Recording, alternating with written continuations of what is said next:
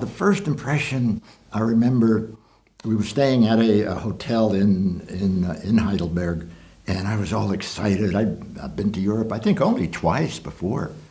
And somehow I got together with 6 or 8 of the old-time faculty members.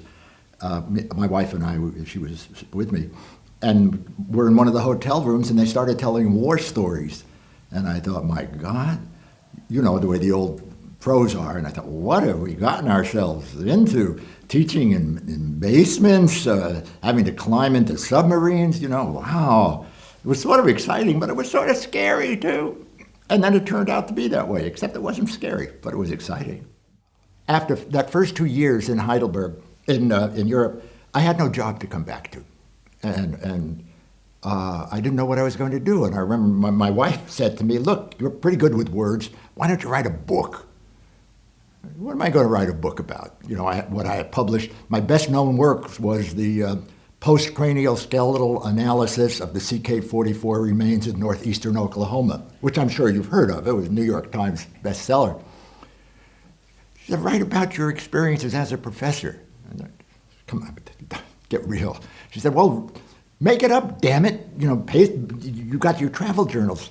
So my experience was, started off in Heidelberg, my real experience, then got sent to Sicily, then Spain, then Sardinia, and then I forget what else. So my first book, called Fellowship of Fear, is written about a college professor teaching overseas for an American university in Europe, who starts off in Heidelberg and gets sent to Sicily, Spain, Sardinia, and goes through the same things I did. I got him out of my travel journal, and I just made up a few murders to throw in there to kind of make it exciting. And also, and my protagonist, Gideon Oliver, has an affair in that with a fellow teacher.